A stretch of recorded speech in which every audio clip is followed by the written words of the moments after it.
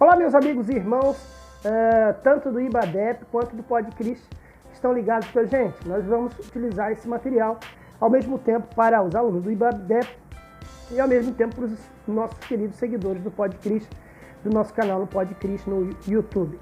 Vamos falar sobre 7 sacramentos da Igreja Católica. A Igreja Católica possui 7 procedimentos que vão desde o nascimento da criança, do indivíduo, até a sua morte. Então, estes sacramentos católicos acompanham o católico, um bom católico, do início da sua vida até a sua morte. Tanto do batismo da criança, do bebê, até a extrema unção, que é a parte final da vida humana. A Igreja Católica, ela possui 7 sacramentos que estarão listados aqui, do lado. Você vai ver: batismo, crisma, eucaristia, penitência, unção dos enfermos, casamento e ordens, ou ordenação. Batismo, quando a criança atinge uma idade recém-nascida, já com alguns dias de vida, ela é levada a uma igreja em que o padre faz ali o seu batismo. Ela possui ali os padrinhos, que são pessoas que são responsáveis por ela, pelaquela criança. Se o pai vier a faltar, aquele padrinho vai auxiliar e vai cuidar dessa criança. O católico não batiza adultos, batiza apenas crianças. Existem alguns casos de quando o adulto deseja ser católico, existem alguns casos raros que ele decide batizar e o padre pode fazê-lo. Segundo, crisma. Crisma é chamada também a confirmação, é a segunda fase, quando a criança começa a ser ensinada no caminho católico, dentro da doutrina católica, que é chamado catecismo, e eles são, depois de um certo tempo de estudo daquela criança, ela passa pelo crisma, é crismada, Eucaristia já é a terceira fase daquele bom católico. O bom católico, ele sempre vai à missa, ou diariamente, ou uma vez por semana, para comungar, A missa, a Eucaristia, a missa é uma cerimônia em que eles vão receber ali a hóstia do padre, a hóstia consagrada, Então, toda a Igreja Católica possui esse mesmo procedimento, esse mesmo tipo de liturgia e litania. Vamos lá, vamos ao quarto, penitência. Todo bom católico deve pedir penitência, deve confessar-se de vez em quando com o padre, confessar e dizer os seus pecados, apresentar os seus pecados ao padre, e o padre passa para ele uma penitência, um castigo. Então, a pessoa cometeu um pecado, conversa com o padre, fala todos os seus problemas com o padre, e no final o padre dá um parecer final, que pode ser rezar uma Maria, pagar uma promessa, acender uma vela, alguma coisa assim. Ele pode determinar o que ele vai fazer. Vamos ao quinto, unção dos enfermos e, finalmente, extrema unção. É quando o bom católico fica doente, o padre vai ungí-lo, orar por ele, fazer uma prece por ele pela enfermidade. A extrema unção é quando o católico está na final da sua vida, E aí o padre chega para ele e dá a ele a palavra final para que ele possa morrer em paz, quando ele é desenganado pelo médico e a família já sente que não tem mais jeito. Então o padre vai lá e dá a extrema unção, que é quando o católico está para morrer, alguma coisa assim. Triste isso, gente? Casamento, outra fase importante de um bom católico. Um bom católico, ele preza pela família, pelo casamento, ter uma esposa. Por isso que o católico é contra o aborto, contra tudo que vai de encontro à família. E o casamento é um sacramento, faz parte destes 7 sacramentos, que tem uma importância muito maior que em muitas religiões cristãs. Ordens ou ordenação. E aí você fala da ordenação daquele bom católico que não somente quer cumprir os 6 sacramentos, mas ele quer cumprir o 7º sacramento, que ele quer se tornar um vigário, um padre, alguém que cuida das coisas de Deus. Ou se é um homem, ele vai estudar para ser um padre, ser um pároco, ser um padre, ou depois galgar os passos aí da própria ordenação, ou, se for uma mulher, ser uma freira, uma noviça que deseja seguir os passos de Jesus, se tornando irmã de Jesus. Bem, gente, dessa parte sobre os 7 sacramentos da igreja É basicamente isso. Irmãs, eu estou aqui no seu modo extra da nossa aula, porque nós vimos que alguns detalhes de nossa aula que foi ministrada hoje, ficou faltando um pouco de material, alguma informação, e eu creio que seja importante para vocês. Então, sempre que faltar material, sempre que faltar matéria, sempre que faltar informação, nós estaremos aqui gravando um vídeo e deixando com vocês.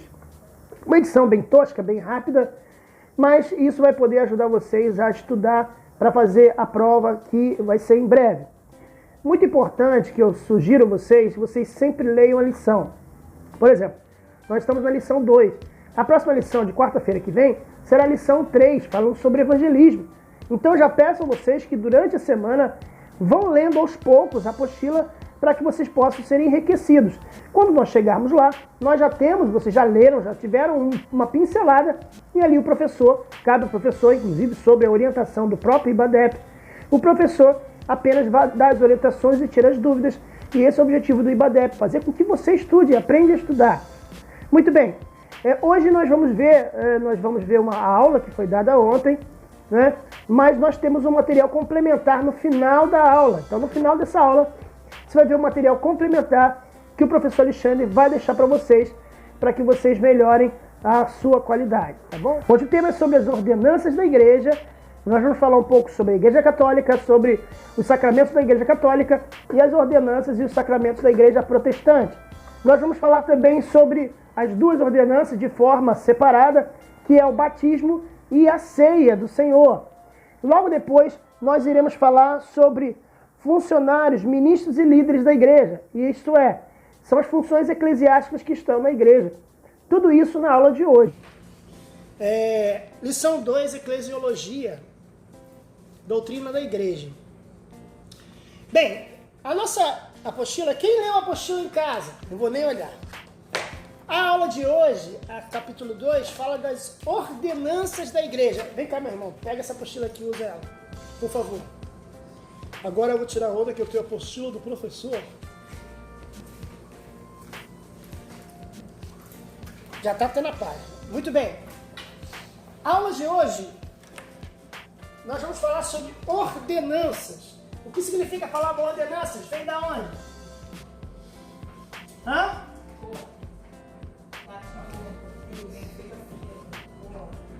Ordem. Que letra feia, misericórdia. Jesus, misericórdia. Ordenança, vem de ordem. São rituais que manifestam a graça de Deus aos crentes. É um sinal exterior.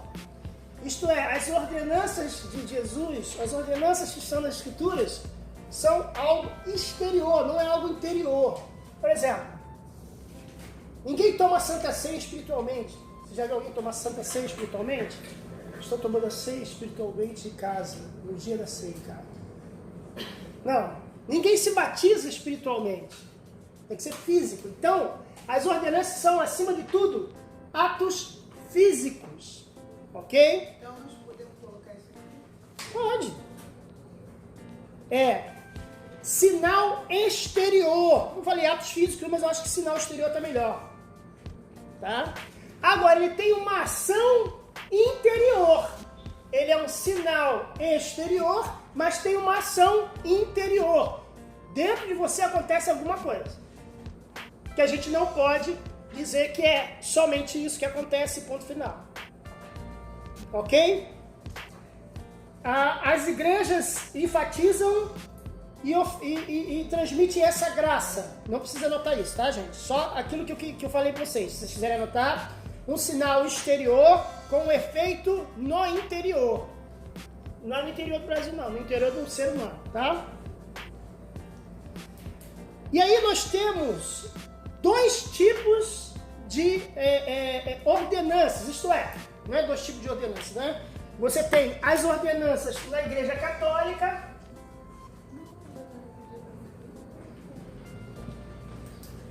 e as ordenanças da Igreja Protestante.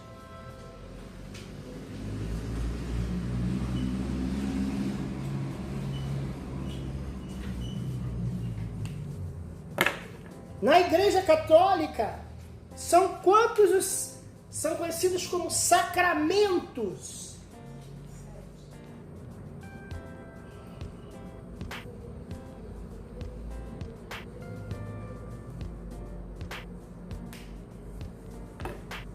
São os sacramentos. E são sete os sacramentos católicos. Então você tem aí o batismo, mas eu vou seguir aqui. Batismo,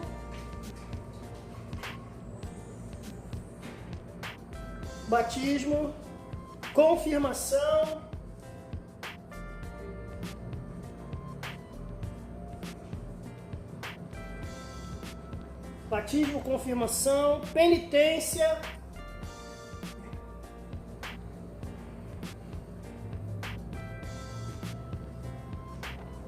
matrimônio,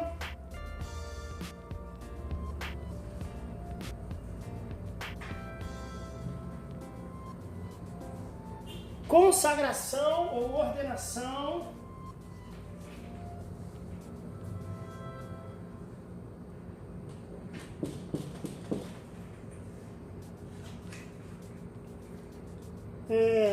Aqui tem Cristo.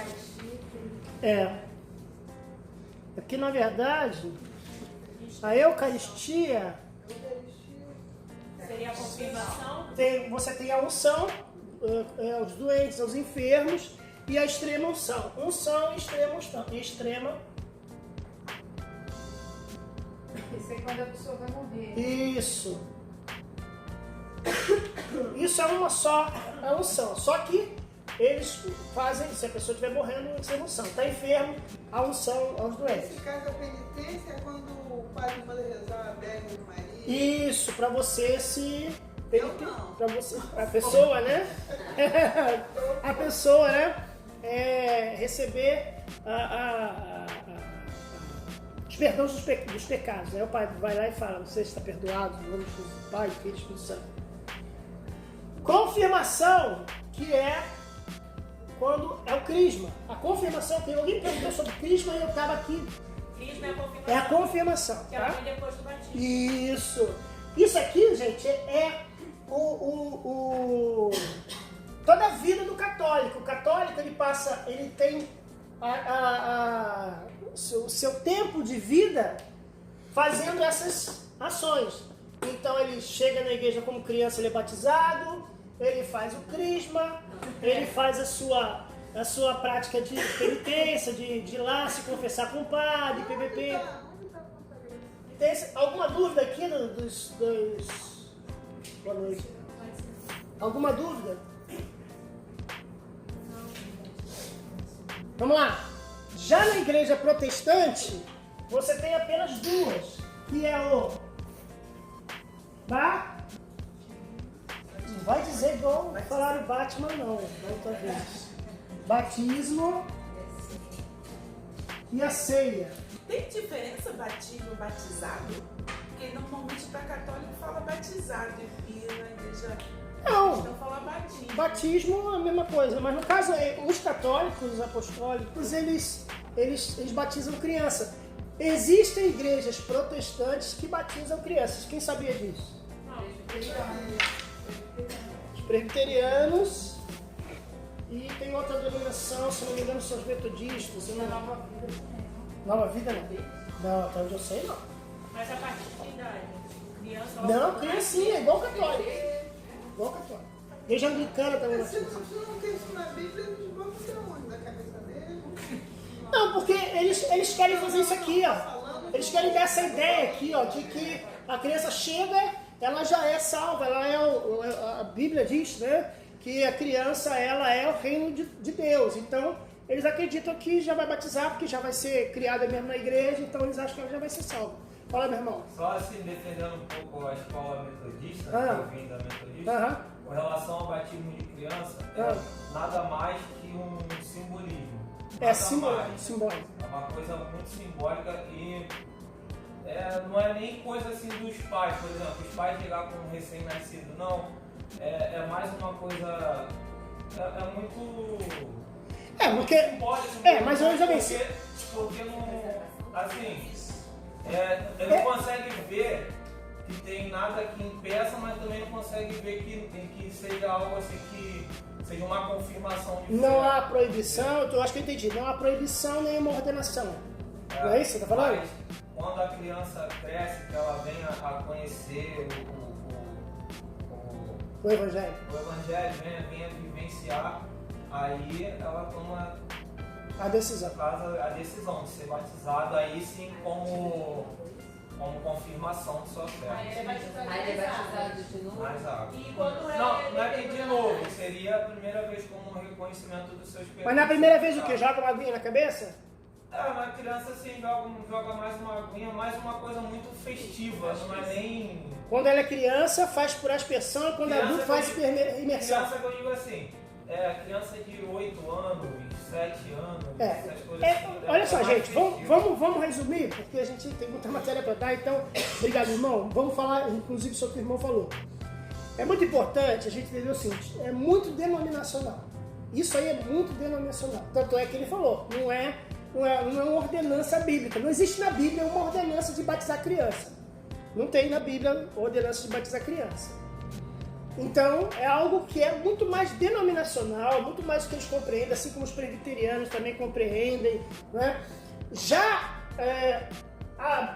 vamos dizer assim, a briga entre aspersão e imersão já tem mais base bíblica para eles ficarem, que é a discussão grande, se é batismo por imersão ou por aspersão, que é só se é aguinha na cabeça, né? Ou se é mergulhando. Aí sim, tem um grande debate, uma grande, vamos dizer assim, cada uma tem uma base, né? Briga teológica. Uma grande briga teológica. Quase que parecido com o de arminianismo versus calvinismo. Sai dentro da metodista até hoje é assim também. Então, os metodistas são arminianos. Então, cada um tem um... metodista. Oi? Tem dois tipos. Tem o wesleyano e o metodista ortodoxo, que um é mais... No Brasil, né? No Brasil, um é mais vamos dizer, pentecostal e o outro é mais tradicional. Mas vamos continuar aqui. Então, no protestante nós temos apenas dois, batismo e ceia. É batismo em Santa Ceia ou é batismo em ceia? Batismo em ceia. Por que não é Santa Ceia? Tem que batizar para tomar ceia. Não, isso aí é uma ordenança humana. Não que seja errado ou certo, é denominacional isso aí. Outra coisa. Porque tem igreja que você chega lá e você toma batismo. O batismo é uma vez na vida. Então, tem diferenças, tá? Então, vamos lá. Então, Santa Ceia, eu também chamo de denominacional. Tem gente que fala Santa Ceia. A Bíblia não diz se ela é santa ou se ela não é santa. Santa Ceia foi algo que foi criado pelo homem. Isso não está na Bíblia, fazer a Santa Ceia. Não tem na Bíblia para a gente fazer a Santa Ceia. Fala para a gente celebrar a ceia do Senhor memorial, em memória de mim. Já essa aqui, a Eucaristia, é com o corpo presente. É quase que um espiritismo que acontece ali. Por quê? Porque eles entram com uma hóstia grande, né? Aquele, eu não sei o nome, tá? Aquele sol, né? Dizer que ali está entrando o corpo de Cristo. E aí, quando ele parte, aquilo se torna o quê? O corpo de Cristo. Há uma mágica chamada transubstanciação. O que é a transubstanciação? É aquela coisinha feita de farinha, branquinha, que é colocado na língua do fiel, ela se torna o corpo de Cristo. Não pode mastigar, tem que deixar derreter, aquilo se torna uma carne. Ela cola no céu da boca. E eu não sei, porque eu nunca fui católico como você. Tá bem entendido isso? Agora, você, minha irmã, eu acho que tem alguém que a gente não inventou também. Pode falar. Aqui no livro está dizendo o seguinte, que não há poder salvífico na realização desses atos mecânicos desses atos, que seria o batismo e a ceia. Isso. Então, eu entendi. Isso. Mas eu quero entender se quando a Bíblia diz que se vou batizar, Se eles for batizar, será salvo. Sim. Aí, irmãos, olha só, eu vou entrar... Seria um ato mecânico. Não, sim. Esse batismo não é o batismo nas águas que ele está falando. Então, isso que eu quero. Quem Então, crer e falando for do batizado Espírito não é o Santo. batismo nas águas. É o batismo do Espírito Santo. Não é batismo do santo. É o batismo no corpo de Cristo. Fostes batizados no seu corpo. É o batismo no corpo de Cristo. Quando você recebe Jesus como seu Salvador, quando você realmente, não é quando você levanta a mão na igreja, não. É diferente. Tem muita gente que levanta a mão na igreja e não tem um encontro com Jesus. Quando a pessoa de verdade, ela recebeu Jesus, dentro dela, ela recebeu Jesus como Salvador. Naquele momento, o Espírito Santo, ele fez o quê? Naquele momento que ele aceitou Jesus como seu Salvador. Oi? Selou, né? Batizou. Ele não foi repleto do poder de Deus, que é o batismo com o Espírito Santo. Mas o Espírito Santo, exatamente, esse é o batismo. Quando ele recebe Jesus, portanto, foste batizados no seu corpo. Quando você recebe Jesus e você confessa Jesus como seu Salvador, o Espírito Santo, que antes de você, ele só reagia na sua consciência, ele é como se você recebesse o Espírito Santo. Lembra que Jesus falou, recebei o Espírito Santo? Ele recebe o Espírito Santo. O Espírito Santo estava ali, ele estava fora do caminho do Senhor, mas quando ele confessa Jesus como seu Salvador, há um ato espiritual, e aí ele sim é o batismo, que é o batismo no corpo de Cristo. Mas então não tem nada a ver a questão assim, um exemplo. Isso é exatamente, o ladrão da cruz, que não foi batizado nas águas, exatamente, nem batizado com o Espírito Santo, exatamente, mas ele foi salvo. Por isso que... Ótimo, excelente texto. Excelente texto. Essa pessoa recebeu o batismo. Já pensou se fosse ter que se batizar, você salvo? Não dá. Olha só. Vamos lá, já. Não dá. Voltando um pouquinho. Fala, meu. É uma pergunta que talvez tu nem saiba responder. Tá, então vamos continuar. Vamos lá. Eu sempre fiquei intrigado. Tem que ser sobre a aula, hein? É sobre a aula. Porque na Bíblia tá que nós devemos comer o corpo de Cristo, comer o pão, tomar o vinho. E na Igreja Católica só o padre que toma. Porque na Igreja Católica, para a Igreja Católica, aquela hóstia que está tomando já é o sangue e o corpo. A hóstia é os dois. E o padre toma por quê? Ele gosta de beber. Tô brincando. Porque ele simboliza, né? Ele faz aquele símbolo que ele está bebendo. Olha, gente, eu não fui católico, então eu não tenho todas as respostas. Apesar de eu até ser professor de heresiologia, eu não sei tão profundamente assim de certas coisas do catolicismo, não. Até eu acho que eu deveria saber mais. Mas o que eu quero dizer para vocês, em respondendo a sua pergunta, é que na hóstia está presente o sangue e o corpo de Cristo. Ela simboliza os dois já. Pode ser até a denominação, né? Oi? Por isso só ele beber uma coisa da igreja. Pode ser, por isso que eu prefiro não. Eu realmente não. Eu posso até pesquisar para trazer semana que vem. Quando ele não fala receba o corpo e o sangue de Cristo, assim que ele fala. Não sei, eu nunca fui católico apostólico. Eu nunca fui não, mas eu não. Será que é? Mas não sei. Quem já foi católico? Me fala. Eu não sei. É isso? O padre pode ter uma figura de autoridade. Mas só que tem pode ser. Então, lá no grupo eu respondo. Melhor. Tem uma vez no ano, não lembro qual, tem muitos anos que eu tô, que ele molha e bota na boca da gente. Então. Eu não sei qual dia. Não, mas a realidade final é essa. A hóstia, ela significa tanto o corpo quanto o sangue, tá? Eu também achava isso. Gente, vamos prosseguir aqui. Alguma dúvida mais em relação a isso? Agora, é o seguinte, gente. Sobre o batismo agora. O batismo, ele não salva ninguém. Ele é algo externo. Ele é uma pública profissão de fé. Isto é, você vai chamar os seus familiares, você vai chamar seus amigos, você vai tirar foto, você vai dizer para as pessoas que você vai se batizar. Você está dizendo publicamente que a partir de agora você está na casa do Senhor, você pretende seguir o Senhor.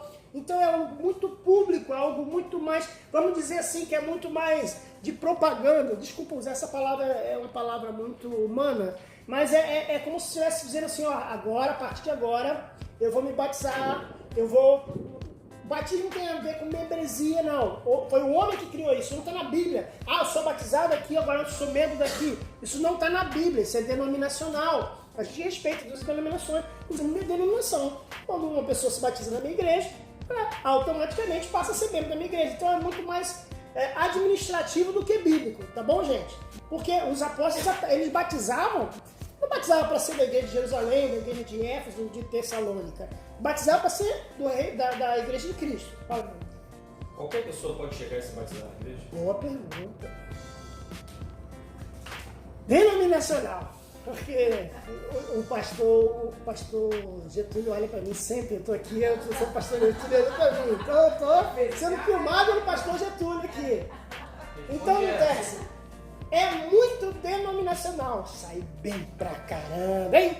Você que está assistindo a aula, que você chegou atrasado, não veio no carro. É denominacional. Por exemplo, na minha igreja, eu sou diácono.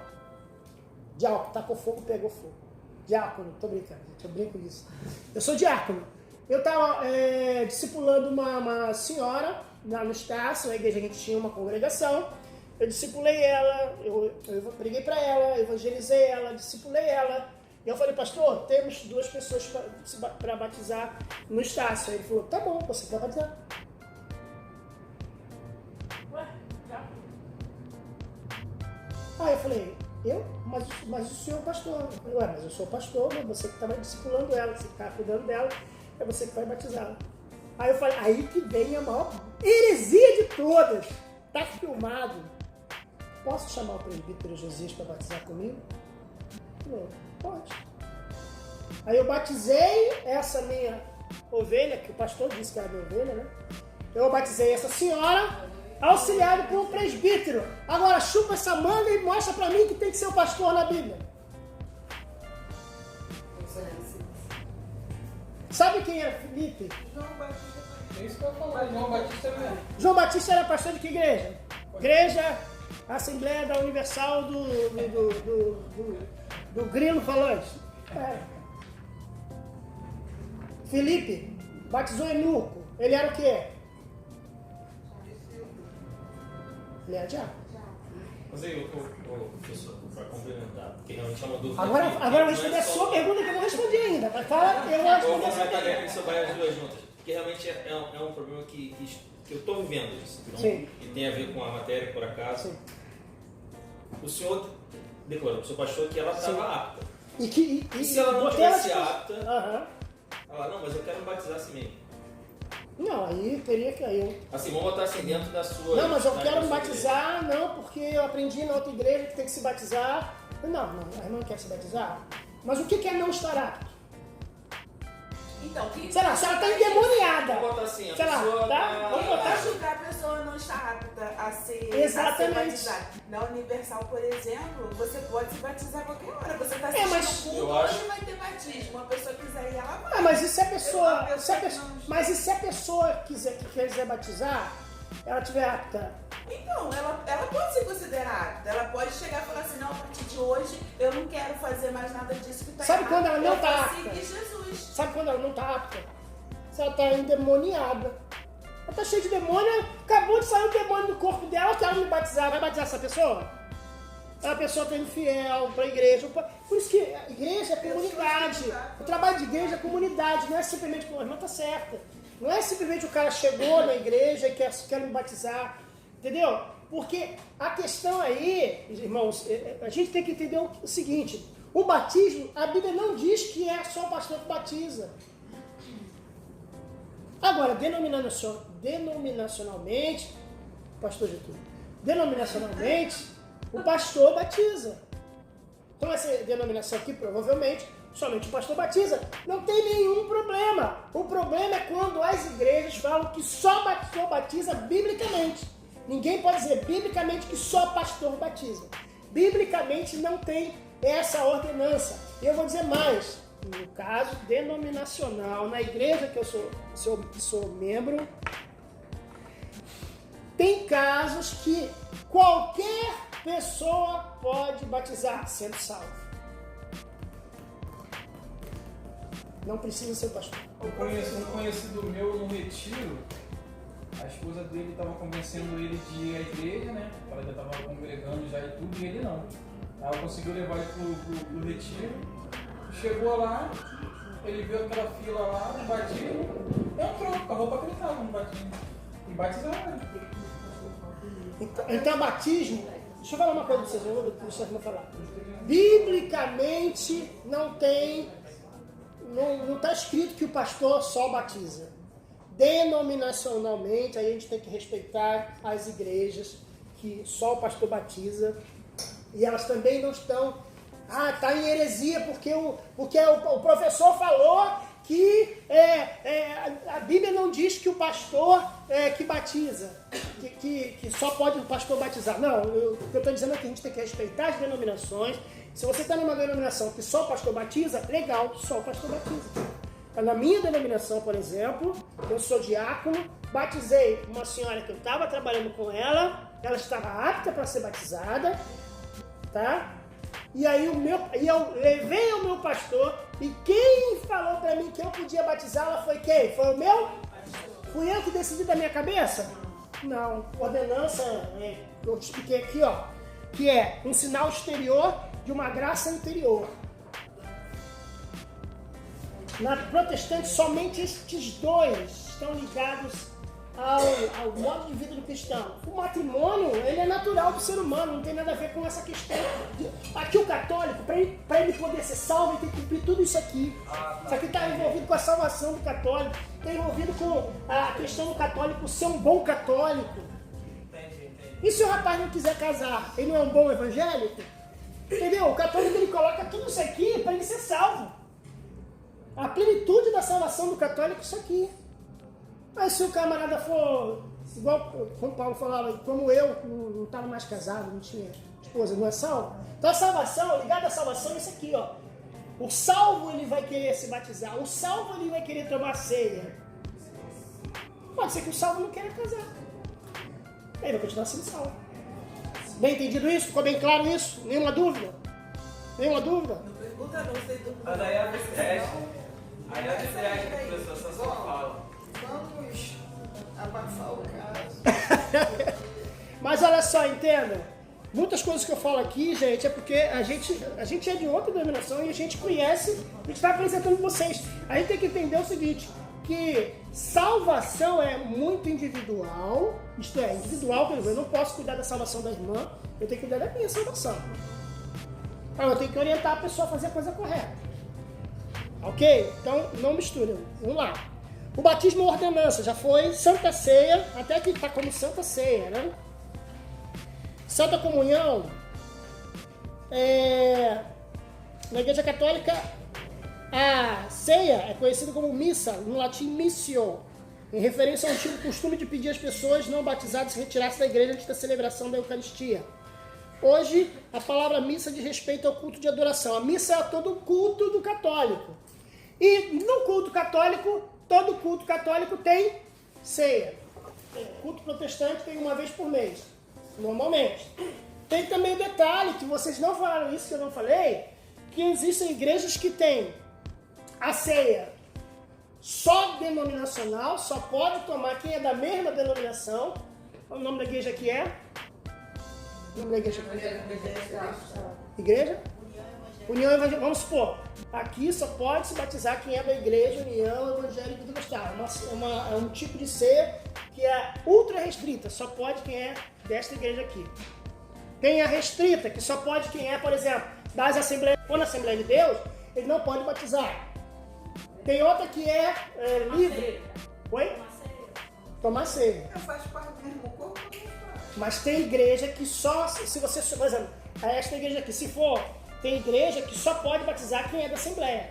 Se for um batista lá, não pode batizar. Aí tem que Mostrar a carteirinha. Você é da Assembleia de Deus? Então pode batizar. Eu sou batista. Não pode batizar. E tem igreja que é mais livre, que pode, qualquer igreja evangélica, você for evangélico. O pastor fala, se você for evangélico da sua igreja, você está nos visitando hoje, e desejar tomar a ceia, pode participar conosco da comunhão. Aqui é assim, o pastor fala. Na minha igreja também é assim. Qualquer pessoa, crente, pessoa de outra religião, qualquer pessoa pode tomar ceia. Tem igreja que é assim. O pastor não fica perguntando nem pedindo carteirinha. Ele nem fala. Se você é de outra igreja, não, a ceia está sendo distribuída para todo mundo. Não, universal era assim, mas eu não sei hoje. Não, deve ser assim mesmo. Tá? Por quê? Porque eles acham que cada um examine-se a si mesmo. Eles acreditam nisso, tá? Mas foi exatamente o que eu falei. Por cada um examinar a si mesmo. Tanto lá quanto qualquer outra igreja.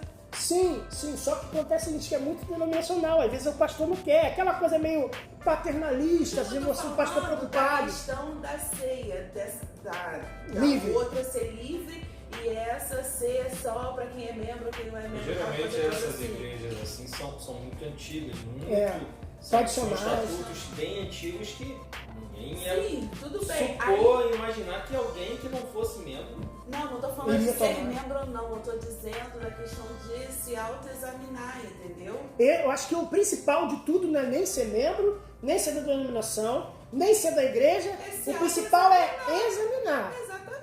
Isso que é bíblico. Mas é isso Isso que é bíblico. Aí você Fala assim, chegou no isso está na ponto que eu Bíblia. tô falando. Isso está na Bíblia. Você chegou no ponto que eu tô falando. Só que... Aí Isso foi aí só é que... individual, a pessoa que E vai... por isso que eu falei, salvação individual.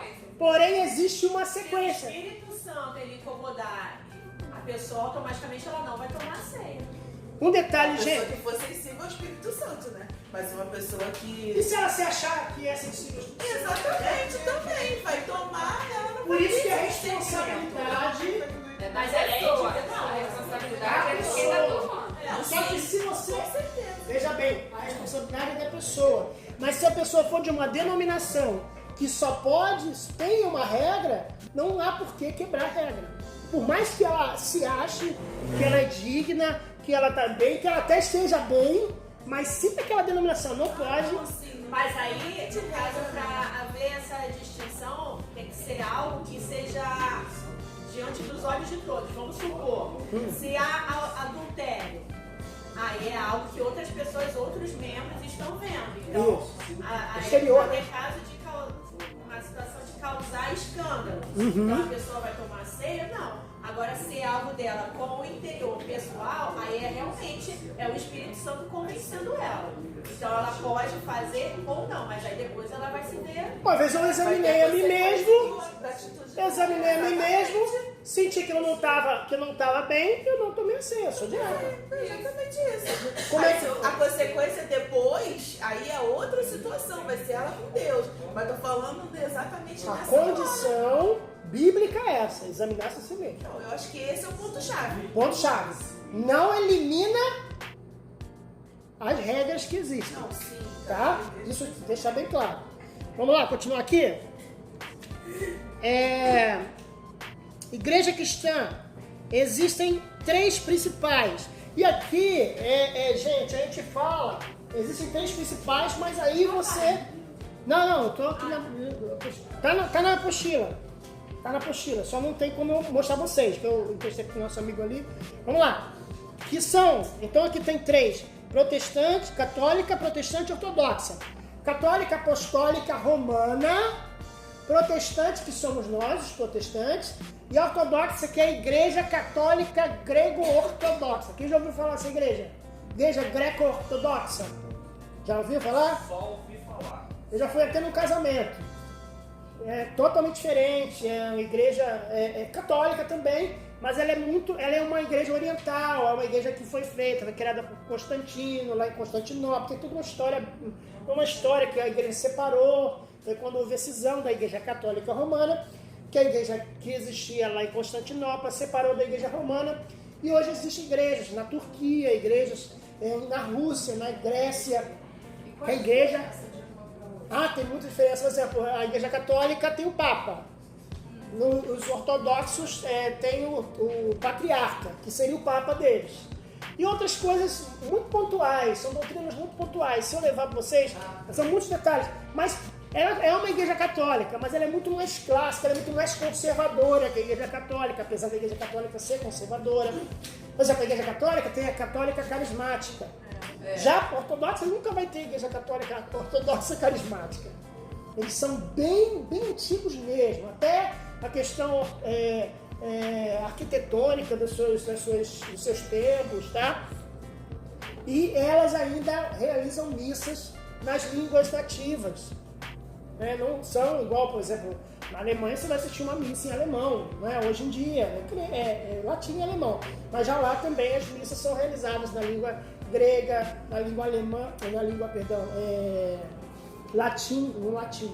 Tá? Então tem várias coisas, eu não vou pontuar aqui porque senão a aula ia ficar muito longa. E se for ver um estudo do Dr. Rodrigo Silva, ele é perfeito. Rodrigo Silva, Ele pô, fala com o Jô Soares. o Rodrigo Silva é doutor em arqueologia, né? Pós-doutor em bibliologia, egiptologia, o cara é muito crânio. Semana passada tava... Ele é muito fera, ele é muito respeitado. Alguém tinha levantado a mão aí, sou eu que sou distraído. Não, né? Vamos lá? Então nós vemos aqui, os protestantes possuem várias denominações, associações, igrejas cujas doutrinas se dividem em grupos menores. Há 3 estruturas básicas da liderança eclesiástica. A primeira estrutura é a estrutura episcopal. Episcopal te lembra o quê? Vem de? Bispo. O que significa bispo? Hein? Supervisor. Bispo significa supervisor. O bispo, ele é um pastor, só que é um pastor supervisor. Na Bíblia não tem ensinado que o bispo é um pastor, que ele é um pastor especial, os outros pastores são inferiores. Tipo, pastor do pastor. Podia estar até bispo primaz. Isso não está na Bíblia. O bispo é apenas uma pessoa que coordena os pastores, mas ele também é pastor. Então, Tiago era um bispo. Aliás, eu creio que que se fosse existir um pai da igreja, ou fosse existir um líder principal da igreja, seria Tiago. Em Atos 15 isso se comprova. Então, bispo é supervisor, é um pastor que supervisiona outros pastores. Hoje em dia acabou se tornando algo que ele é melhor, né? Aquilo que eu falo toda aula, falei domingo, inclusive na aula na escola dominical, tá lá na internet, no Facebook. E você é uma ovelha e você fica melhor, você vira um evangelista, aí você fica melhor, você troca um diácono, você fica melhor, você vira um presbítero, você fica melhor, você vira um pastor, você fica melhor, você vira um bispo, você fica melhor, você vira um apóstolo, você fica melhor, você vira um patriarca, você fica melhor, você vira um pai apóstolo, você fica melhor, e finalmente você vira um vice-rei que existe. Mas aí depende da denominação. Semideus é leste.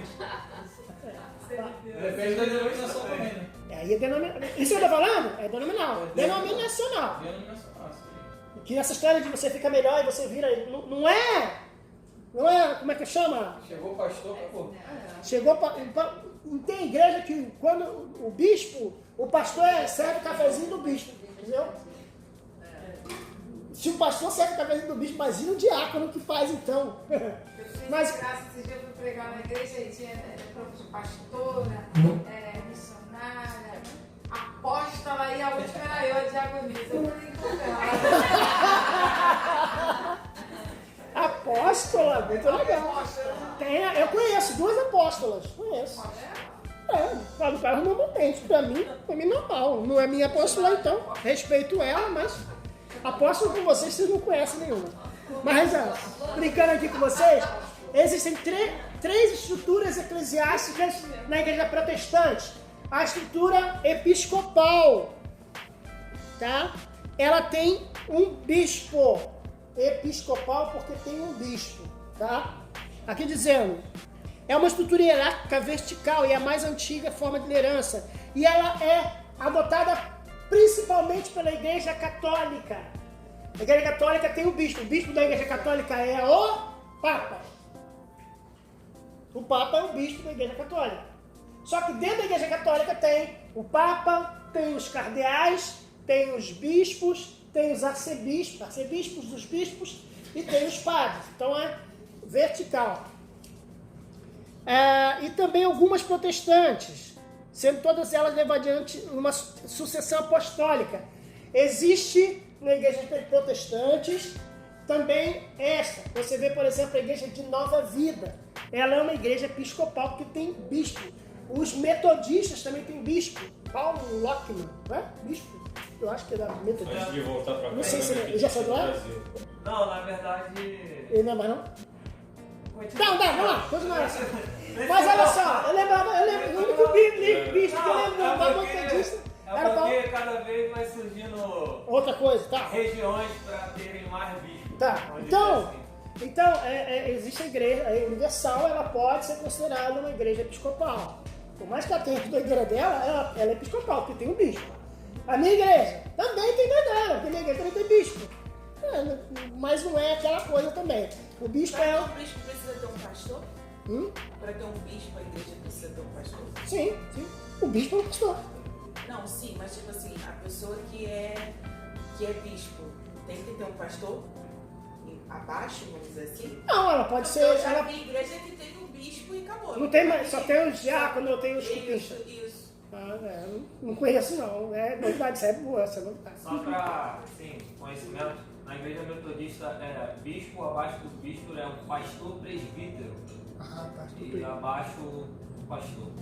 Aí evangelista, que é o não tem seminário, diácono. seria o seminarista. E não tem diácono. Não. Tem igreja que tem diácono. Da minha igreja tem os 3. Aí já seriam líderes Bispo, de... pastor, presbítero e diácono. Os Aí 4. os diáconos seriam os líderes de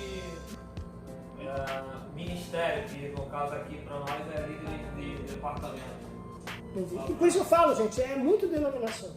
É muito. E outra coisa, ninguém pode bater um martelo que é isso e acabou.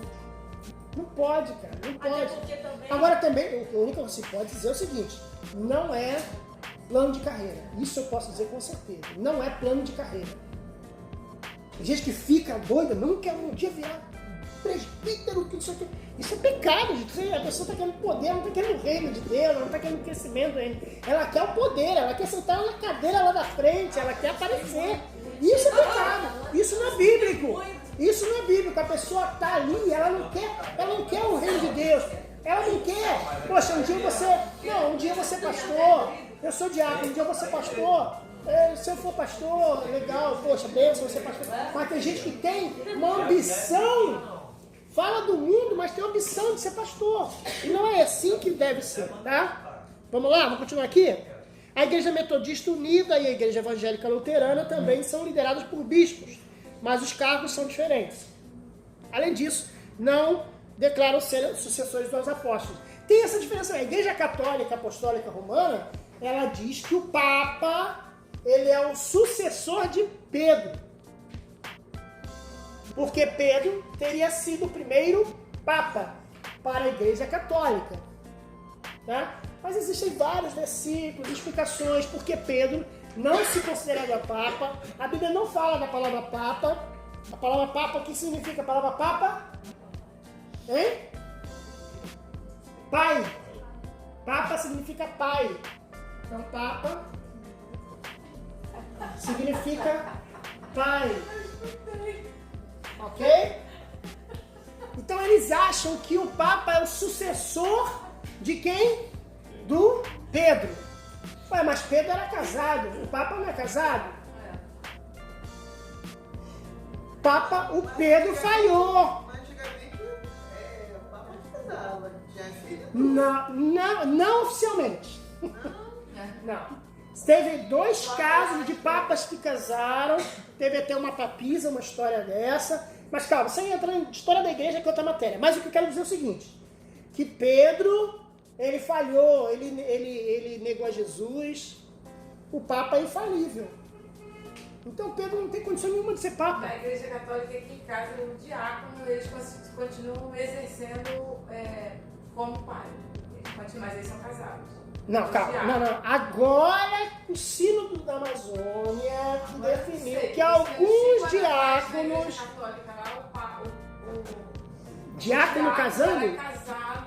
Não, entendi, desculpa. Casado. Não, diácono é casado. E exercia a mesma função do padre. Algumas Na coisas. ausência dele, Algumas ele coisas. Exercia as mesmas coisas. Não, algumas... Não, lá tô dizendo em seropédica. Não, independente do time seropédica, sabe? Do time seropédica, sabe? É longe pra caramba, meu Deus do céu.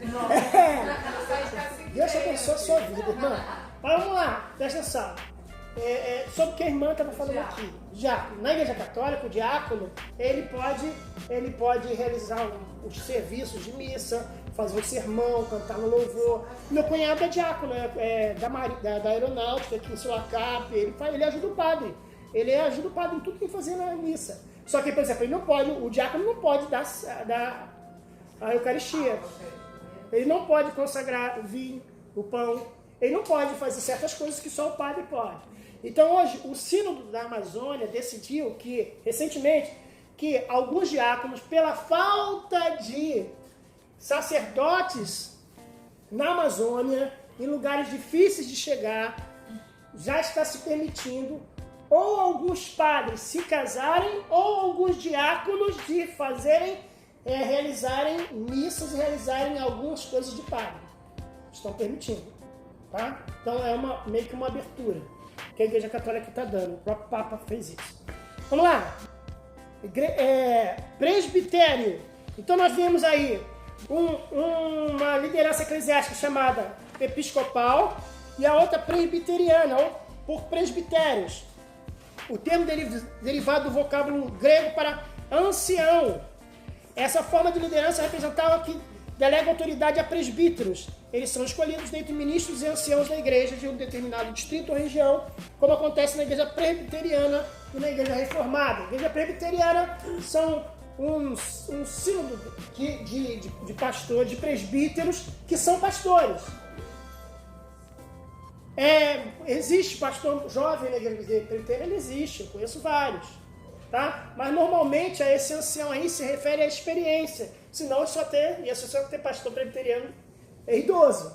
E não é. Ancião significa a questão de sabedoria. Então a igreja presbiteriana através de um presbitério. São pastores que têm o concílio chamado presbiteriano. Então para decidir, para fazer uma igreja, eles fazem um concílio, né? E aí eles decidem. Não existe um bispo na igreja presbiteriana, por exemplo. Tá? Existe um pastor, vamos dizer assim, o pastor presidente, que é organizar tudo. Mas como a Igreja Católica não é. A Igreja Católica, o Papa falou, está falando. Tá? Agora a terceira. Então nós vimos aqui a igreja. Nós temos a liderança eclesiástica,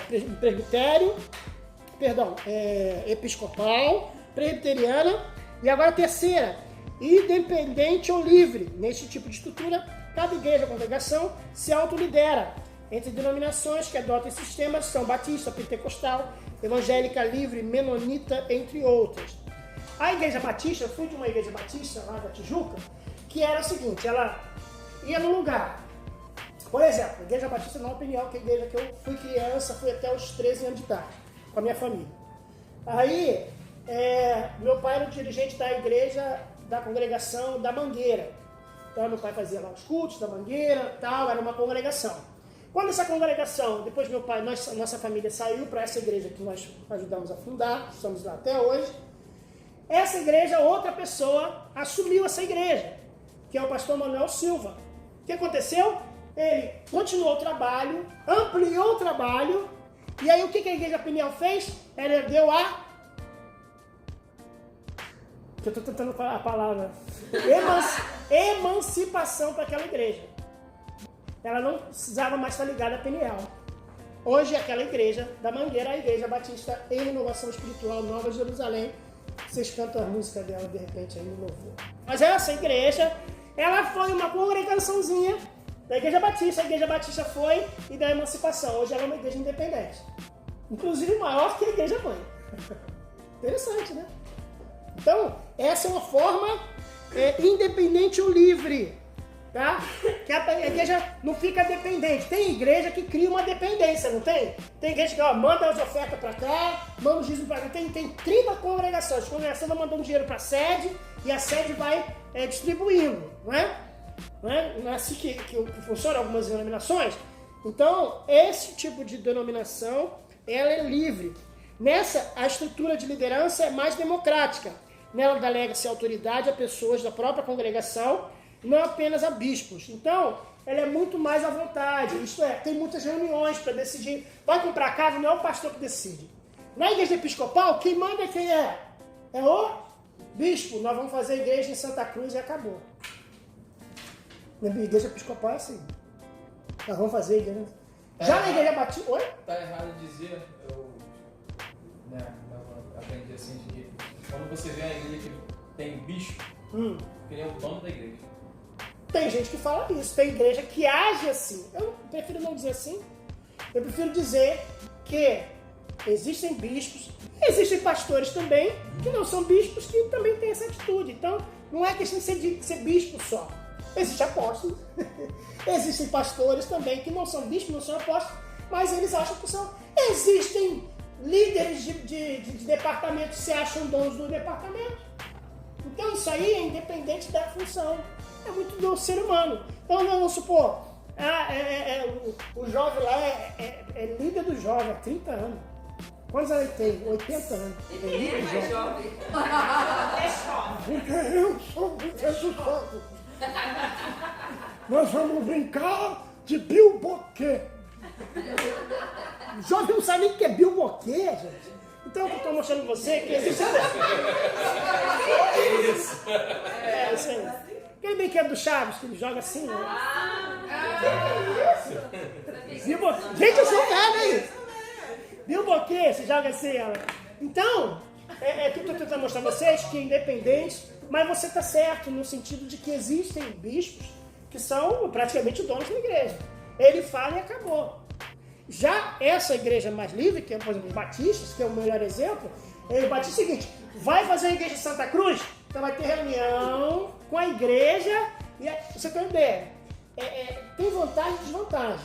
Por exemplo, a igreja com o pensamento livre, né, que a gente chama de independente ou livre, ela, por exemplo, pode votar a saída do pastor. Esse pastor não está bem, não. Estamos gostando dele, não. Está pregando muito evangelho, está falando de pecado, está falando de abandonar as coisas do mundo, está falando de deixar a cruz, não está bom, não. Vota e bota o pastor para fora. Isso é o mal desse tipo de independente ou livre. Porque quem manda não é o pastor, quem manda é a comunidade. Então bota para fora mesmo. Existem diferentes títulos dados aos líderes da igreja que vivem tempo integral nas mesmas, né? Então nós temos aí ministro, tá? A palavra ministro vem do latim, significa servo, alguém que é consagrado para servir os outros. Ele é usado por membros do clero em geral. Então um padre, um bispo, arcebispo, cardeal, a igreja católica tem cardeal. O cardeal é aquele que elege o papa, tá? Os cardeais, eles são um grupo de padres que elegem quem vai ser o papa. É aquele chapeuzinho, se eu não me engano, vermelho. Reverendo vem do latim reverendus, que significa alguém que é digno de respeito, expressão de cortesia para membros do clero. Então, reverendíssimo senhor, reverendíssima, reverendo. Então, você pode chamar um pastor de reverendo. Uma vez eu chamei um pastor muito simples de reverendo, ele falou: você me chamou de quê, irmão? Eu falei: reverendo, pastor é reverendo, o irmão é reverendo. Não sou irmão, eu sou pastor. Eu falei: tudo bem, pastor reverendo. Pode me chamar de pastor. Tá bom, pastor. Porque ele achava que isso não era digno do evangélico. O evangélico não podia chamar de reverendo. Reverendo é um termo da língua portuguesa, da língua latina, na verdade, né? Pastor, que vem do latim passere, e é usado porque o líder atua como pastor, cuida das suas ovelhas, tá? Então o pastor, ele tem tudo a ver. Meu pai, olha que história interessante do meu pai, vou contar rapidamente. O meu pai, quando era criança, tinha 8 anos de idade, lá em Campina Grande, na Paraíba. O meu pai, ele cuidava de ovelhas. Meu pai era pastor de ovelhas. Olha que interessante. Então meu pai, olha que interessante na vida dele, o pai profetizava na vida dele que ele seria um pastor de ovelhas. Então o pastor tem tudo a ver com você cuidar de ovelhas, você apacentar as ovelhas. Jesus falava para Pedro: apacenta as minhas ovelhas. Jesus estava chamando Pedro de pastor várias vezes, 3 vezes, né? Você é pastor, Pedro, você é pastor. Olha lá, página 61, apóstolos. Apóstolo, eu não vou ler, eu vou falar sobre o apóstolo. Apóstolo significa enviado, vamos ver se tem aqui. Mensageiro, alguém que é enviado numa missão. Apóstolo é enviado. Então, o Valdomiro é um apóstolo, biblicamente falando? Hein, gente? Ele foi enviado para pregar o evangelho, ele foi missionário na África e tal. Agora, na denominação dele, a função de apóstolo é uma função de liderança. E isso não está na Bíblia. Apóstolo tinha algumas denominações que é ter conhecido Jesus em vida ou ter visto Jesus. Paulo não conheceu Jesus em vida, mas Paulo é apóstolo porque ele conheceu melhor ainda, ele conheceu Jesus glorificado. E Paulo mesmo assim ele falava que ele não era, todo mundo assinou? Todo mundo assinou, botou a data? E Paulo mesmo assim falava que ele não era digno de ser chamado apóstolo.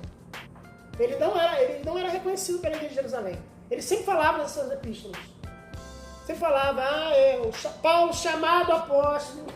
Porque a igreja não reconhecia ele como apóstolo. Então, apóstolo, ter estado com o Senhor, ter sido testemunha da ressurreição, ter visto o Senhor, ter operado sinais, prodígios e milagres. Ok? E aqui fala de Paulo, também está dizendo aqui, tem aqui todos os versículos. Tiago era apóstolo, Barnabé apóstolo, os parentes de Paulo, calma. Apóstolos fundamentais foram fixados em número de 12. Existem outros, porém, também chamados de apóstolos, tais como Paulo, né? Tiago, irmão de Jesus, Barnabé, os parentes de Paulo, aqui está dizendo, eu não vou abrir agora não. Certos apóstolos não nomeados. Aqueles que tiveram encontro com Jesus, aqueles que viram Jesus, beleza? Então, apóstolo, fechamos? Profetas. Ele mesmo concedeu uns para apóstolos, outros para profetas. Era aquele que tinha o dom de profecia.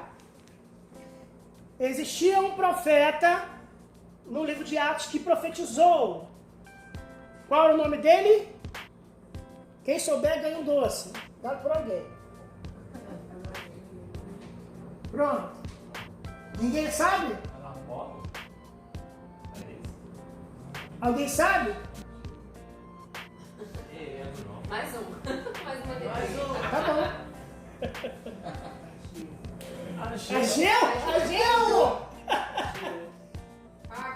Aê! Ágabo, que era um profeta. E o profeta naquela época do Novo Testamento é diferente do profeta do Antigo Testamento. O profeta do Antigo Testamento tinha uma posição de superioridade, ele era respeitado por Israel, ele tinha uma função muito política, não é? Agora, já o profeta é aquele que recebia de Deus a profecia e entregava a profecia. Paulo fala que eu quero que vós profetizais, mas eu quero muito mais, na verdade quero que vocês falem línguas, mas eu quero muito mais, eu estou falando ao contrário, né? Isso aí. Que vós profetizais, o que fala línguas fala a si mesmo, e o que fala, profetiza aos homens. Isto é, existia a função de profeta na igreja cristã primitiva. Aqui diz, Ágabo previu a prisão de Paulo pelos judeus em Jerusalém, o que se cumpriu, embora Paulo não fizesse qualquer tentativa para evitar o problema. Professor, todo mundo que já é pastor, bispo, todo mundo pode ser profeta? Ou isso só é um dom? Existe o dom da profecia e existe o profeta, o ministério profético. Duas coisas diferentes. Por exemplo, Deus pode usar... Qual é o seu nome, irmã? Desculpa. Irmã Vera, Deus pode usar a irmã em profecia. Mas não quer dizer que a irmã seja profeta. Seja uma profeta do ministério profético. O ministério profético, ele tem... É o que Deus deu a ele como um dom profético. Então, ele sempre vai ter uma profecia. Sempre vai ter uma profecia. Pode ser uma visão, pode ser uma revelação, que acaba sendo uma espécie de profecia. Então, você tem lá aquele irmão, por exemplo, na minha igreja, na minha denominação, tinha lá uma pessoa que era o profeta da igreja. Não que o pastor terminava o culto e profeta, você teve alguma coisa? Não é. Não, mas ele era uma pessoa que sempre Deus usava ele como profeta. A Guta, vocês conhecem a Guta? A Guta é uma profeta. Vai falar algo que é direcionado para a edificação da igreja. Sim. Ele não vai direcionar aquilo para a pessoa, porque não, pode. direcionado seria a profecia. Pode. Ele pode chegar para vocês, meu varô, tal. Entendeu? Vamos lá, calma, vamos lá. O profeta, o ministério, ele abrange a igreja toda. Agora, não quer dizer que ele não possa entregar a profecia para uma pessoa individual. Agora, você pode chegar, Deus te usar Tem coisas que Deus pode revelar pessoalmente. esporadicamente também. Alguma coisa mais íntima, ele não vai passar pra igreja, né? Irmã, isso também. Aí é questão de sabedoria. Aí é questão de sabedoria. Eis que Deus está me revelando que você está no Cristo. Isso é sabedoria? Não é. Irmã, Deus me revelou que você tem um ruído estranho, um fogo estranho. Deus me revelou exatamente isso. Quero conversar com a irmã. Deus me revelou que... É isso que está acontecendo, irmã? Ah, tá. É isso que está acontecendo, irmão? Ah, tá. Então, Deus me revelou, tal. Deus já usou meu pai, por exemplo. Pra mim, eu estava com o pessoal da Jocum lá em casa. O pessoal da Jocum era muito lá em casa. Jocum é Jovens com uma Missão, são um grupo de missionários. Então, eles sempre têm estrangeiro, né? E eu, garotão, né? Tinha batizado com o Espírito Santo, 17 anos, moreno latino, desmondados. Aí chegou uma dinamarquesa de olhos azuis, a coisa mais linda do mundo. Minha mulher vai ver esse vídeo e vai me mandar. Os olhos azuis da cor do mar, loura, linda, maravilhosa. Comecei a falar em línguas e querendo aparecer. Deus revelou meu pai na hora. A revelação de pai dói mais, né? Aí meu pai entregou a palavra para mim. Que eu estava falando aquela língua ali para vaidade, para aparecer. Então foi uma palavra profética que ele deu para mim. E foi forte o negócio. Nunca mais eu olhei para aquela dinamarquesa. Graças a Deus é uma brasileira. Mas a verdade é que o profeta, ele pode ter uma palavra para você, ele pode ter uma palavra para a igreja. Agora, o ministério de profeta é diferente. O ministério de profeta, ele tem um trabalho total. Agora, você pode, qualquer um daqui pode ser usado como profecia. Mas não quer dizer que, eu ganhei uma profecia, agora eu sou profeta. Não. É bem diferente. Ágabo era o profeta da igreja. Ele tinha reconhecimento da igreja, que ele era um camarada que entregava sempre profecia na igreja. É um ministério profético, ok? Tá entendido? Alguma dúvida? Deixei algum ruído? Vamos lá. Evangelista. É mais difícil de identificar no Novo Testamento, porque quase todo mundo fazia trabalho de evangelização, né? O Timóteo, por exemplo, ele não é chamado de evangelista, mas Paulo aconselha a fazer o trabalho de evangelista. O evangelista, em grego, é derivado do verbo traduzido de pregar o evangelho. Evangelista é, então, alguém cujo principal objetivo é pregar o evangelho com finalidade de ganhar almas. O evangelista não faz isso aqui. Evangelista só não dá aula de seminário. Pode ser até que tenha um evangelista que ele, sei lá, fez pedagogia, ou ele tem facilidade da aula, mas ele tem que estar pregando. Ele tem que dar aula de seminário. Eu não sou evangelista. Não sou evangelista, definitivamente. Eu sou da área do ensino. Então, eu seria mestre dentro do contexto da Escritura Sagrada. Então, evangelista... você conhece alguém que é evangelista de raça mesmo? Eu conheço vários. Que senta 2 minutos com a pessoa e já está evangelizando, está falando de Jesus. É aquele evangelista raiz. Não que você, eu, todos nós não podemos evangelizar. Mas você reconhece um evangelista conversando com ele. Mestres. Mestre é da categoria dos ministérios, página 65. Concedido à igreja pelo Senhor. Não fica claro se o termo mestre representa algo distinto ou simplesmente a função dos apóstolos, de pastores e presbíteros. Veja bem, mestre, ele é aquele que vai destrinchar a palavra. O professor, o evangelista, ele vai pegar e falar assim: ide por todo mundo, porque Deus amou o mundo de tal maneira que deu seu Filho unigênito para que todo aquele que nele crê não pereça, mas tenha vida eterna. Ele vai falar, e ele vai falar do plano da salvação, e ele vai fazer o apelo, e ele vai, tentar, através desse versículo, ganhar a pessoa para que a pessoa reconheça Jesus e esteja levantando a mão e no final está aceitando com Jesus. Já o mestre não, ele vai pegar porque Deus. Porque Deus chamou. Exatamente. Ele vai pegar porque Deus. Aí vai falar: o soberano amou o sentimento, o mundo, as pessoas, de tal intensidade de Deus, de tal maneira, né? Que deu o ato de doar o seu filho, o único filho, é unigênito, ele vai ensinar sobre unigênito, primogênito, ele vai destrinchar, coisa que o evangelista não vai fazer. Eles vão olhar pro... Normalmente o evangelista e o mestre falam assim, ele fica perdendo tempo aí estudando aí, tem que evangelizar, tem que falar de Jesus. Aí já o mestre fala assim, isso aí só sabe falar de Jesus, tem que estar. Então, não é isso, os dois têm que entender que cada um tem uma função importante, tá? Tanto o mestre quanto o evangelista. Mas, detalhe, o mestre não pode chegar e falar que, não, eu sou só mestre, então por isso eu não vou ao evangelismo, eu não vou distribuir folhetos, porque eu sou mestre, eu tenho que ficar estudando da igreja. Vocês vão pra rua entregar folheto. Não, todo mundo tem que evangelizar, tá? Mestre e presbítero seriam muito próximos em questão de ações, de atitudes. O presbítero, a função do presbítero é a função de ensino. Muitas vezes ligado, muitas vezes as pessoas colocam o presbítero para fazer outra coisa, mas o presbítero, no original da Bíblia, inclusive dessa aula, semana retrasada na escola dominical na igreja, a função do presbítero é a função de ensinar, é um pastor local. O presbítero é pastor, não deixa de ser pastor, mas é aquele camarada de ensino, de sentar com você, de explicar você, de orientar você. É a função do presbítero, muito bem falado, é isso mesmo. Porque na revista aqui, está aqui assim, a função dos apóstolos e pastores, entre aspas, presbíteros.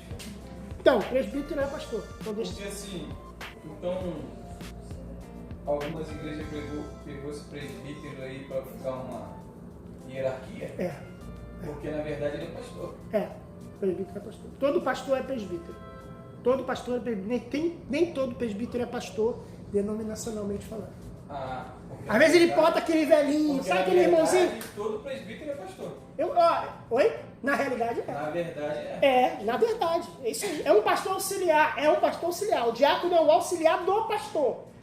Olha aí, é mesmo. A Bíblia diz que o diácono é um auxiliar. Ele não é pastor. O presbítero, algumas igrejas colocam ele como auxiliar do pastor. Ele é um pastor. É como se fosse um pastor auxiliar. Fala-se em algumas igrejas, porque presbítero é pastor. Sim, mas tem igreja que tem aquele velhinho. Não, então, aqui mas tem igreja. A subcongregação de Realengo, no caso, tem o presbítero Júnior que está à frente lá. Entendeu? Faz papel de pastor. Mas ele tem denominação que não chama ele de pastor, que não considera ele como pastor, considera ele como um presbítero. Erroneamente. Erroneamente. A congregação da União é Presbítero. Presbítero biblicamente só que é um pastor local. É um pastor local, um pastor que cuida da ovelha, que senta com a ovelha, que explica a ovelha, que orienta a ovelha. Biblicamente. Agora, denominacionalmente, existe a diferença do pastor, do presbítero, do diácono, entendeu? Uma patente aí no meio. Patente no meio. Há alguma igreja onde o presbítero ele não tenha essa responsabilidade como um pastor? Não. Tem. Eu conheço vários. Falei sobre isso. Diácono inclusive essa aula que eu estou dando na escola dominical. Diáconos são os auxiliares, tá? Vem de diáconos, do grego, página 67. Significa servo, para servir. O que aconteceu? Estava tendo reclamação na igreja, tá? Houve uma demanda. Estava tendo reclamação na igreja porque as viúvas não estavam sendo atendidas pelos pastores. O que acontece? O pastor tinha que pregar, o pastor tinha que entregar a ceia, o pastor tinha que cuidar da ovelha, das viúvas, tinha que cuidar dos órfãos, o pastor estava fazendo de tudo. O homem estava ficando estafado. Então conveio à igreja separar 7 homens justos, que tivessem algumas características, para que eles pudessem auxiliar os pastores, para que os pastores não deixassem a palavra. Então, o diácono não é pastor, isso tem que deixar bem claro. Eu não sou pastor, apesar de eu até ter batizado na minha igreja, a minha denominação permitiu que eu batizasse, mas eu tenho consciência que eu não sou pastor, de que eu não posso fazer tudo, mesmo até eu querendo, eu tendo até o conhecimento, porque eu dava aula de práticas pastorais, então eu sei fazer enterro, sei fazer casamento, porque eu dava aula no seminário, mas não é por isso que eu agora vou fazer. O que está acontecendo em algumas células vivas, movimento de célula, que o líder de célula, que nem diácono é líder de célula, está batizando na célula, e ele não está direcionando a igreja dele. Então isso pode acontecer. isso é muito perigoso. Quando diácono acha que é pastor. Diácono não é pastor. É batizão? Na banheira. Ou na piscina do prédio. Já aconteceu isso. Por isso que é muito preocupante e até para cada um de nós nunca almejar cargo na igreja, até com plano de carreira, porque às vezes você é um excelente diácono. Você força a barra para ser presbítero, você vai ser um péssimo presbítero. É o chamado da pessoa. Então assim, você perdeu um excelente diácono e ganhou um péssimo presbítero. Então, assim, ou um péssimo pastor. Tem igreja que é assim, eu tenho padrinho de casamento, que eles, na denominação deles,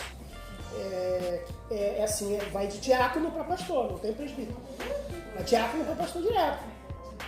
Biblicamente, diácono para presbítero, né? Se a pessoa tiver um chamado... Que às vezes até o entendimento deles é esse. Se a pessoa tiver um chamado para pastor, acho que não. Beleza, Mas o problema é se uma forçação de barra, tempo de carreira, tempo de carreira, aí realmente... Eu tenho, se fosse para esse tempo de carreira, eu tenho só 35 anos de casa. Até as pessoas falam assim, você é pastor ainda não, Alexandre? Eu falei... Isso é uma condição, né? Não. Por quê? Bom, você começou a igreja... Pastor, vai fazer o quê? Eu falei, se um dia eu tiver que ser pastor, eu falo, se um dia eu tiver que ser pastor, quem vai falar isso? É o meu pastor, é o meu bispo, né? É o meu pastor. Eu vou ficar almejando, não, porque eu tenho que ser... Outro dia, na reunião de obreiro, o obreiro falou assim pra mim, rapaz, o pastor já tinha que ter te colocado de presbítero. Meu irmão ali, ó. Meu irmão ali já é pastor. Poxa, ele era diácono antes de você. Você era diácono antes dele, ele já é pastor. Eu estava até criando uma causa, uma confusão, né? Se eu fosse uma pessoa. É a pessoa que tem até a cabeça fraca. Aí eu falei, mas irmão, o que posso fazer? Você quer que eu faça o quê? Fala aí. Você quer que eu levante agora, dê um soco na mesa do bispo agora e fala, me coloca como pastor, porque ele ali é pastor antes de mim? Não, pastor. Mas qual o motivo será porque o senhor não foi consagrado com tanta bagagem, com tanta sabedoria? Será que a pessoa vai saber mais do que ele? Assim, não quero mais. Não, acho que do meu bispo eu acho difícil, mas. Mas ó, eu poderia pensar assim, poxa, mas eu sou professor, mas eu fiz seminário em 94, 92, eu tenho não sei o quê. Porque tem igrejas que não conseguem. Isso é um problema. Do Pai, o Filho, o Espírito Santo também. O senhor pode ter toda essa bagagem, mas pode não ter chamado para pastor. Não, eu até tenho chamado, irmão, mas eu não tenho ambição. Você tem chamado, velho. Tem chamado, mas não tem ambição, entendeu? Porque o que eu faço como diácono, eu vou continuar fazendo como pastor. Você tá entendendo? Outro dia até o meu pastor falou assim, porque Alexandre não quer ser pastor? Eu falei, eu não falei isso. Não, eu vi lá no seu canal, você falando que não precisa ser pastor. Pastor, o senhor viu meu canal? O senhor prestou atenção no meu vídeo? Aí ele, não, vi. Falei, pastor, presta atenção. Ei, pode ver esse vídeo? Pastor, o senhor viu meu vídeo aí? Eu falei pro senhor que eu não preciso ser pastor para fazer as coisas que eu faço. Eu faço independente de ser pastor. Se eu for pastor, eu só vou continuar fazendo o que eu fazia, só vou ter o título de pastor. Eu vou continuar fazendo a mesma coisa. Vou continuar evangelizando, fazendo trabalho de rádio, fazendo os trabalhos que eu faço de debates, de orientação às pessoas, de aula. Não muda isso. Só vai mudar o quê? Status. Eu era diácono, vou virar um pastor um dia. E quando eu vou ser? Não sei. Não, deixa com o pastor, não tem nada a ver. Agora eu vou ficar. Pastor, não botou pastor. Quando é que vai botar pastor? Ai, meu Deus do céu. É a mesma coisa eu não vivo. O presbítero fazer o papel de diácono? Não, na minha igreja, o presbítero entrega. O presbítero na minha igreja entrega Eu já o vinho. escutei ele falar assim, tô com saudade da minha época de diácono. Sem brincadeira, tô vontade de falar assim, não tá fazendo por quê? Não, a função, gente, olha só, presta atenção. Lá na minha igreja, o presbítero entrega o vinho ou o pão. É o mesmo trabalho do diácono. Entendeu? Porque às vezes a pessoa acha que tem que ser, tem que estar. É porque muita gente busca sentar na frente, entre aspas, tá? Depende da denominação, tem igreja que não tem cadeira lá na frente. Então eu falo no sentido geral. Mas não é isso, gente. A questão é o seguinte, é servir. O diácono ele quer servir. Ele quer servir cuidando, estando na portaria, cuidando para que as crianças não façam bagunça, cuidando dos adolescentes, do patrimônio da igreja, cuidando da ação social. O diácono faz a ação social da igreja, quem faz a associação social da igreja deve ser um diácono, cuidar dessa parte, tá? Então, vamos finalizar nossa aula. Nós já demos tudo, ministro eu já falei, né?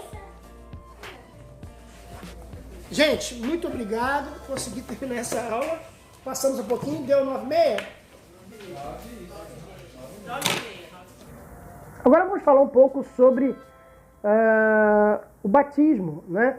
Batizar, batismo, que é mergulhar, imergir, não é? O batismo é feito em nome do Pai, do Filho e do Espírito Santo. É feito a todos aqueles que têm um encontro com Jesus e decidem seguir, não é? Seguir os caminhos do Senhor, não é?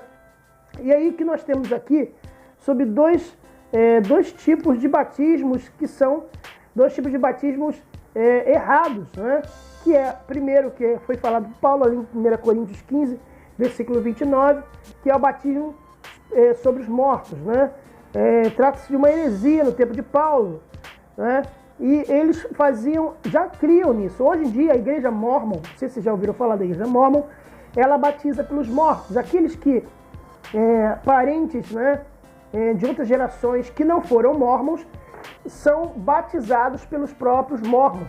Então, ela se batiza e fala assim, ó, meu avô, ele não foi mormon, ele não teve o conhecimento da doutrina mormon, então eu vou batizar aqui para salvar a alma do meu avô, para dar ao meu avô um futuro próximo, celestial para ele. Os mormons têm uma crença sobre mundos e planetas em que eles vão viver um dia. Então eles têm essa necessidade.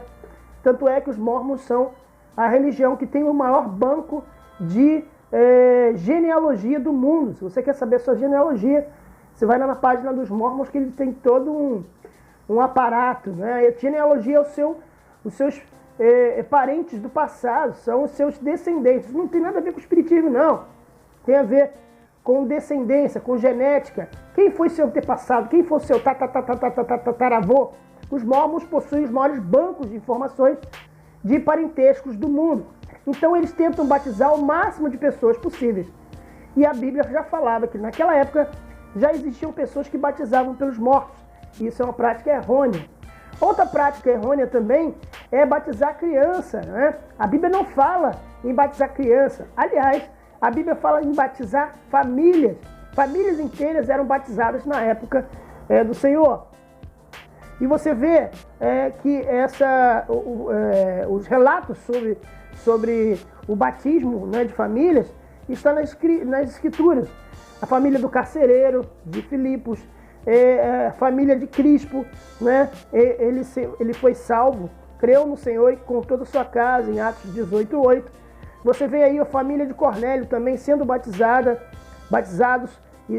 também com o Espírito Santo, e a família de Estéfano. A Bíblia fala sobre isso, sobre famílias se batizando, mas a Bíblia não fala nitidamente de crianças se batizando. Então isso é muito importante, vocês terem o conhecimento dessas duas coisas errôneas que existem sobre o batismo, que seria o batismo pelos mortos e o batismo de criança. Vamos pro próximo? Tudo isso na aula de hoje. Na semana que vem, não se esqueça que nós vamos estar falando sobre evangelismo, é muito importante, não falte. Mesmo que o professor deixe um vídeo, não falte. Ah, o professor deixa vídeo, então não preciso ir. Você tem que ir, você vai levar falta. Fique na paz, Deus te abençoe.